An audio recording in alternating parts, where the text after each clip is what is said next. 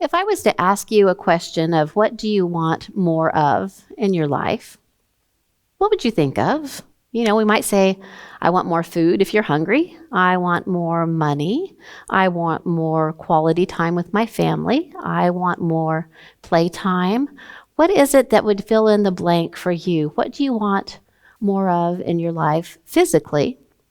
And then if I was to ask you spiritually, what do you want more of?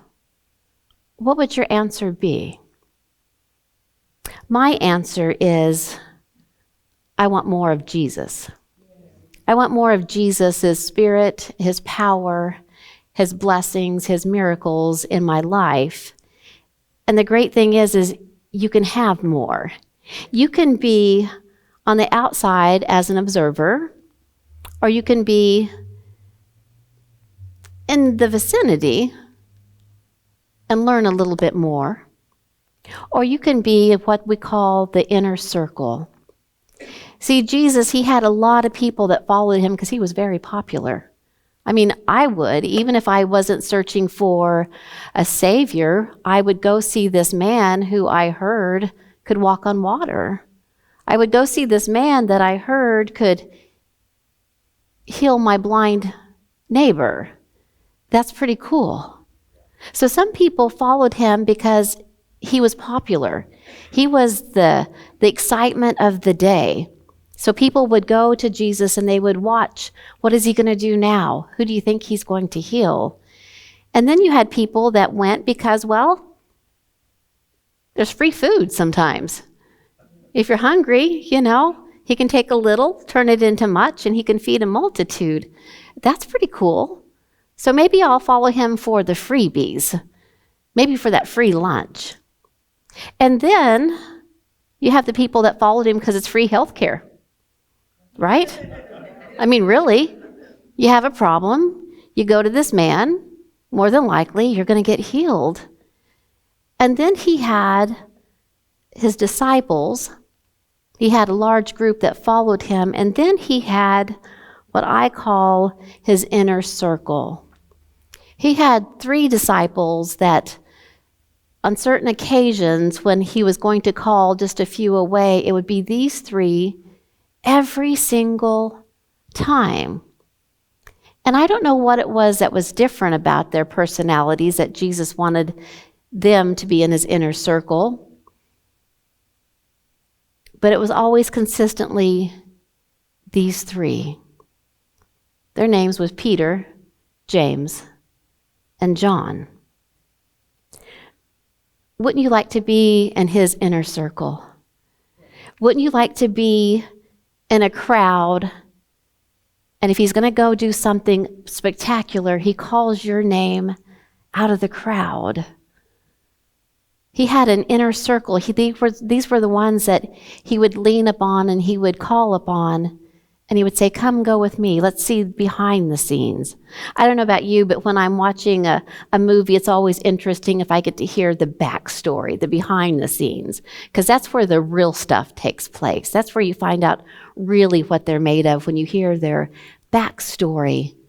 Well, they had a front row seat to the behind the scenes. They had the backstage pass to all of these miracles. But how did they get there? What was it that they did? What can we learn from them? Because I don't know about you. I'm pretty sure I know the answer. I think we all want more of Jesus. We want more of him in our life so that there will be less of the enemy in our life. We would love to learn the revelations that Jesus could teach us. We would love to see the miracles. We would love to sit and talk with him. We would love to maybe even have the opportunity to give back to him for all that he's done for us. And these guys had all of that. But when Jesus first comes across Peter is a fisherman. And now Jesus has become real popular, and it's hard for him to get a place where the people aren't pushing at him. because they wanted to get close to him. They just wanted to touch him. They wanted to be face to face with him. And the crowd kept pushing and pushing and pushing. And this one day in particular, there happened to be an empty boat because the fishermen were on the seashore and they were washing out their nets and repairing them for the day. And he steps inside of the boat and pushes out just a little bit, because when you're on water, your voice carries further. He didn't need a microphone. He didn't have to yell. He could just talk. And he does. And after it's over, he tells Peter, go back out and put your nets out there. Peter thinks he's kind of lost it. He's been out in the sun a little bit too long because this is the heat of the day. The fish aren't going to bite. Peter knows. He knows how fish act. But he says, but nevertheless, because you say it, I'll do it. So he and the other men that are there with their boats, they go out and they cast out their net one more time. He's expecting not to have anything, and all of a sudden it starts tugging and the boat starts a-rocking, and he starts screaming for help because they're going to go under. You've heard about a blessing so much that you can't contain it. Well, this was going to take him down and under. This was a multitude of fish, and he's hollering at the other men to come and to help him. As they do, and they haul in the fish, Jesus says, come follow me, and I will make you fishers of men. So what did Peter, James, and John have to do to get closer to Christ, to Jesus, to be part of the inner circle? They had to let something go. They had to leave something behind. Because, see, there's some of us that we need to step out of the boat. We get too comfortable in the familiar. We get too comfortable with our routine. We want more of Jesus, but we don't want to lose our self-reliance. See, we want to be able to handle it and do it ourselves. But when we rely on ourselves, we rely less on Jesus, and it limits what Jesus can do in our life. So if you want more of Jesus, there may be something in your life that you're going to have to let go of. Maybe it's a way of thinking. Maybe it's the job that keeps you out of church, if you really want more of Jesus. Maybe it's turning off the TV so that you can get more of Jesus. I don't know what it is in your life. But each of us have something that we're going to have to leave behind and let go of if we're going to get more of Jesus. And all three of these guys, they left everything because Jesus said, come and follow me. So when you let go of you and your life and you follow Jesus, that's when you get more purpose in your life. You want a purpose in life? Jesus is a purpose for your life. You want your life to actually mean something and not say, well, they lived from here to here and guess they were a good person. You want to actually leave an imprint on this life. You want to change some lives of people around you. That's what can happen when you follow Jesus, because then you have a purpose. It's just not eat, breathe, and then someday die. It's eat, breathe, and change the world. And they were part of this inner circle because they began to rely on him. There's another story, again, about Peter, James, and John that I want to pull out, and it happens to be at a time when they are walking through a town, and a gentleman comes to stop Jesus. His name is Jairus, and he says, my daughter, she's sick unto death. He was a high official in the synagogue, a priest or a pastor, if you will, if you want to put it in our terms. This was the same time that the woman with the issue of blood, who had tried everything for 12 years and could not get any better, this was the same time that she had reached out and touched him. And Jesus says, who touched me? Peter, with his sense of humor, probably wanted to say, "Who didn't touch you? You are in a multitude in the midst of all these people, and everybody is pushing and shoving. We can hardly stand on our own 2 feet. We have to keep balancing so we don't fall over. And you say, 'Who touched me?'" See, Jesus is so aware. But they end up going to Jairus' house. Before they get there, he's received the message, "It's too late, your daughter's dead." Jesus decides to go anyway, because he knows that's not where she's going to stay. So he has Peter, James, and John, his inner circle, his 3 buddies with him. They get to the house, and the house is filled with people mourning and crying. We understand that. He was a high person up in the synagogue, so the communities are there. And when Jesus gets there, he says one of the strangest things. He says, "She's not dead. She's just asleep." Well, they think he's lost his mind. Maybe Peter and James, for just a short second, did too. They're standing right next to him. And as the whole household begins to laugh, Jesus instructs them that they all have to leave. Maybe Peter, James, and John turn to leave as well, and he says, no, not you. I want the mom, the dad, Peter, James, and John, you come with me. Come into the bedroom where the little girl lies sleeping. Could you imagine what that room was like? The little girl who just days before was full of life and laughing was probably the pride and joy of her mama and her daddy's eyes, now is lifeless. The mama would give anything to hear the child just one more time say, "Mama, I'm hungry. What's for dinner?" Or to see one more time her to run out and wrap her arms around her daddy's neck and say, "I've missed you." But here she is. And here Peter, James, and John know that she's dead. Yet Jesus says she's sleeping. What will he do? He reaches over and he touches her and he tells to her, "Little girl, get up." All of a sudden she gasped. And I'm sure they gasped too. I would have gasped right along with her. And she begins to cough, probably because now air is flowing back into these lungs that were dormant just prior to this.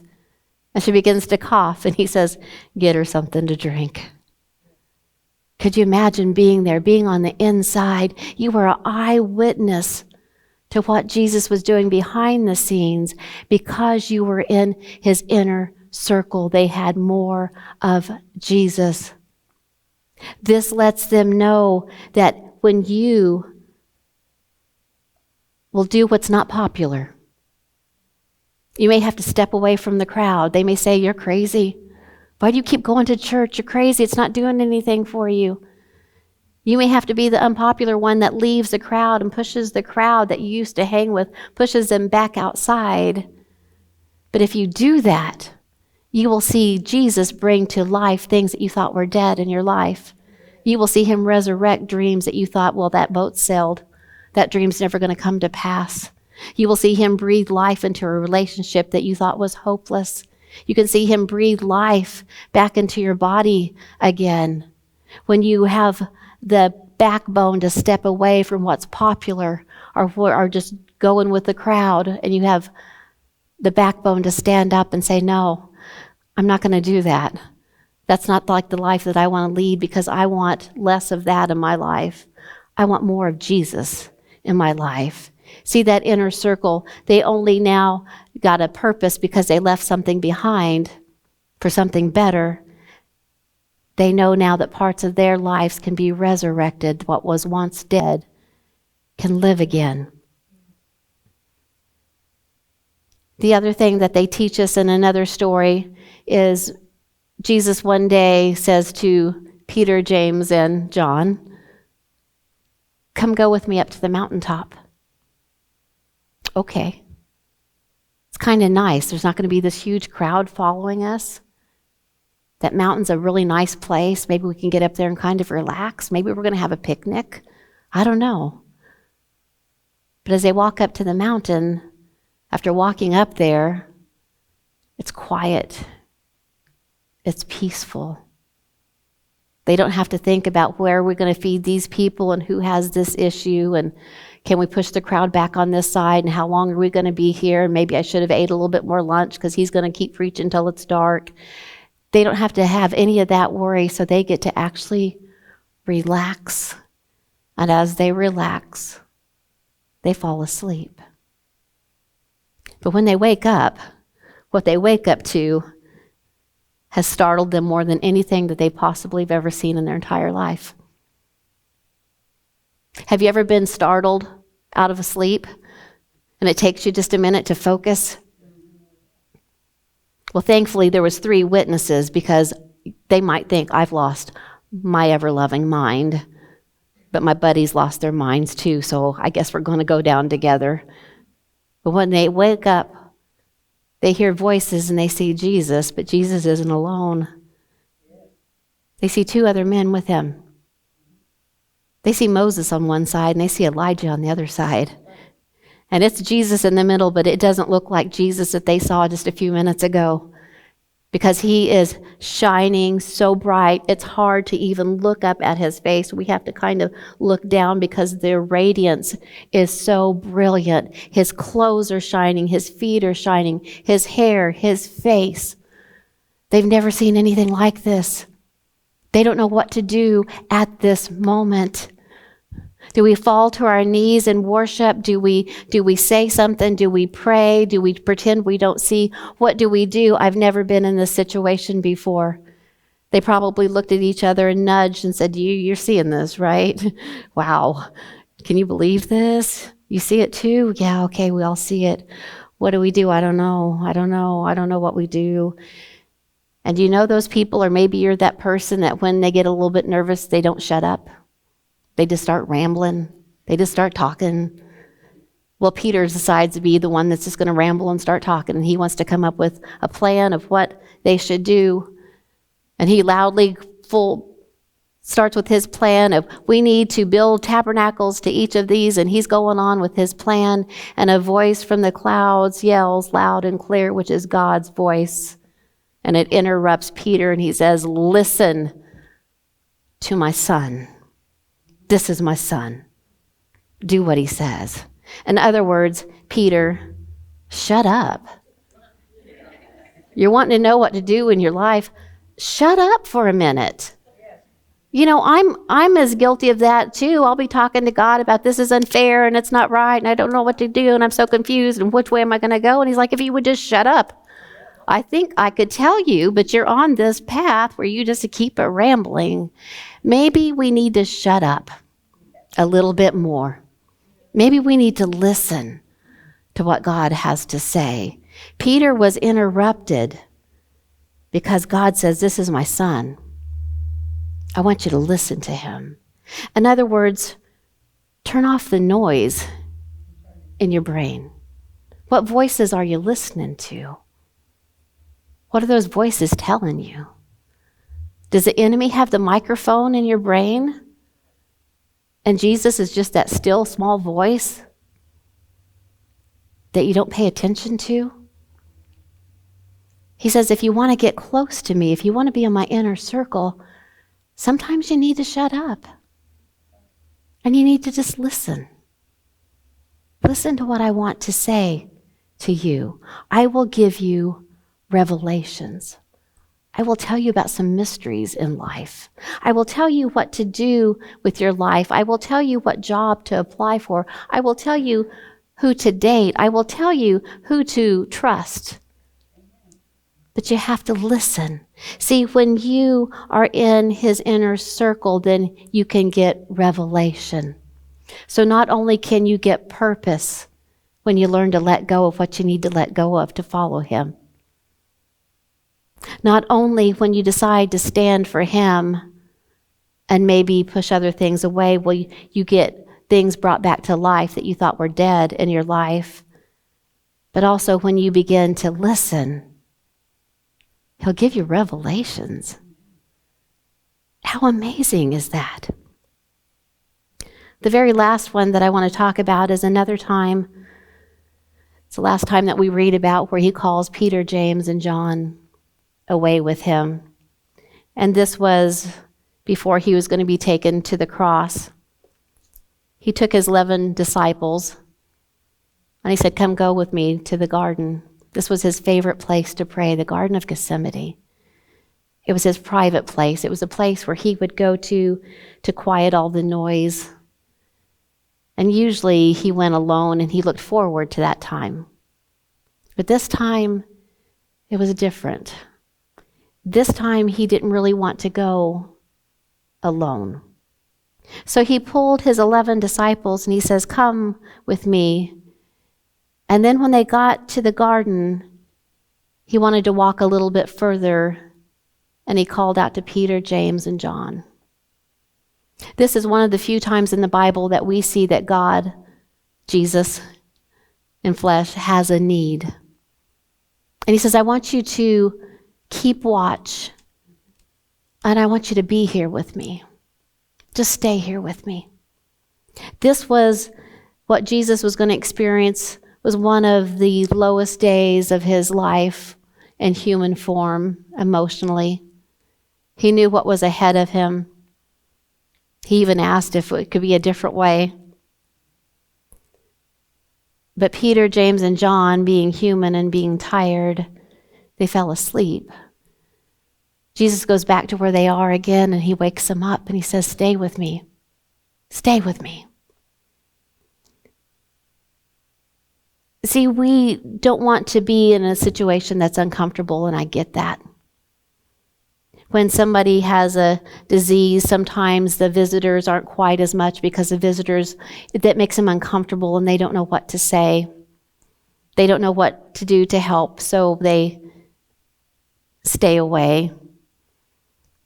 Around certain people, we don't want to bring up a certain subject because that might cause them to suffer, so we stay away from it. We don't mention anything. We run from what's uncomfortable. But if you want more of Jesus in your life, Jesus says, "I want you to be there in the struggle. I want you to be there when it's uncomfortable." See, that's where we connect the most. I don't know about you, but there's times when you connect with people when you're laughing, and that's a good connection. But it's those that were there when you didn't think you could make it on your own. It's those that were there when you didn't need to hear any words, you just needed a presence there with you. I've heard people say, "Oh, that friend's been through everything with me. I would give my life for that friend. That friend has been there through it all." There's a type of connection in those situations that is deeper than anything else could possibly be. So you say, "Well, Jesus doesn't need me to be in the garden with him anymore. He's resurrected. It's wonderful." Nobody needs you. He needs you differently. What he needs us to do is he needs us to not walk away from uncomfortable situations when somebody needs a prayer. What he needs us to do is he needs us to be willing to say, "God, I will go in the midst of the suffering to shine your light." God's needing us to be his hands and his feet. If you want the deepest connection with Jesus, if you want more of him, then we shouldn't turn our eyes when we see a bad situation and go, "Oh, that's so bad. I hope things work out for them." Jesus says, be with them. Pray with them. Say a prayer. Don't just turn off the news because you can't take it anymore. It's just too bad. Can't take it anymore. I need to get away from it. Be there in that uncomfortable situation and pray. Pray for God's hand to come in and change that situation. Too many of us don't read what's in the newspaper because it's too hard to read. It's too sad. What would happen if we read that newspaper looking through the eyes of Jesus, feeling Jesus' hurt, his compassion towards those people, and said a prayer? See, because when you hurt, he hurts. When he sees a child in need, he hurts. And he pulls at our heart to say, will you go and be in this uncomfortable situation? Will you stay through the struggle? Because then you'll have more of me in your life. So what's the one thing in your life that maybe you need to let go of so that you can follow him? What's the one area in your life that maybe you need to say no to something that's so popular with everybody else? It's the okay thing to do. Maybe you need to be unpopular so you can be popular with Jesus. What's the area that tugs at your heart that maybe you need to spend some more time in prayer over? Who is it that you need to see? Because see, all of that is going to give you a deeper connection with Jesus. I'm asking God to give us a desire for more of him and less of us. More of him and less of the world. More of what matters spiritually and less of what mattered to us physically. When they get ready to sing the closing song, I did ask for a certain closing song, but I'm going to apologize and change that because I think more appropriately would be the song that they sang earlier of more of you. Jesus, I want more of you. Don't you want to have so much of him that when your loved ones are hurting that you can walk into the room and they feel the presence of Jesus? And it changes the situation. See, we can only get that if we spend more time with him, if we give him more of us.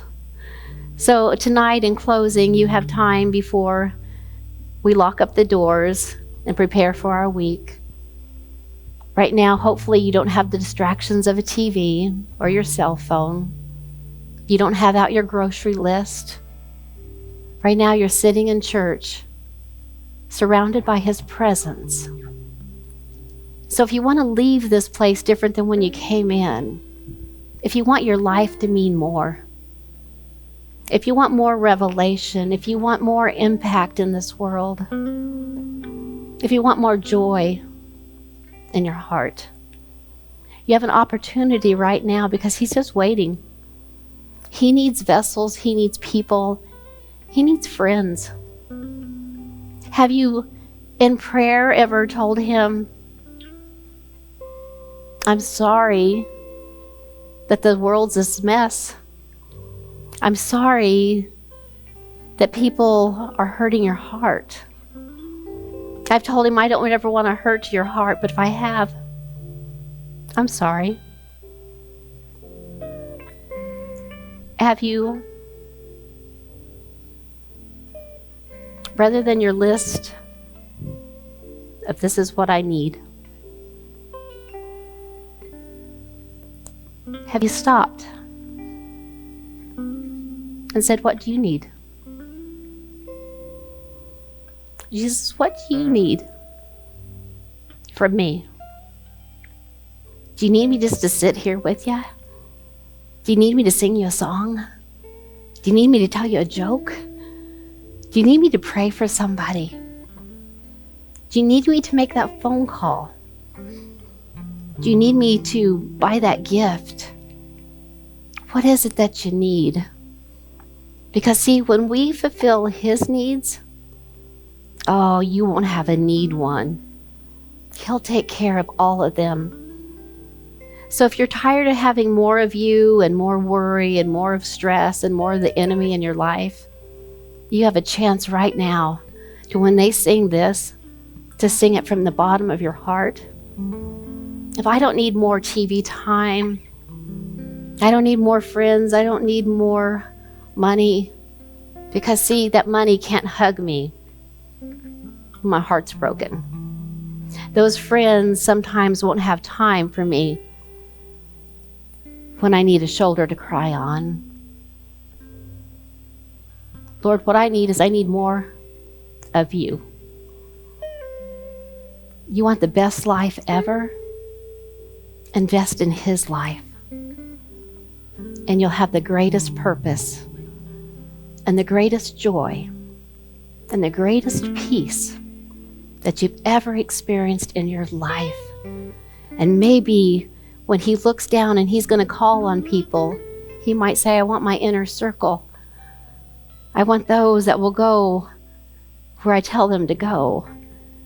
And I want to say, just a minute, Jesus, let me get my shoes on. We're ready to go. But see, I want you there with me. So as they sing, you have an opportunity to sing and ask for him to fill you up with more of him. God bless you.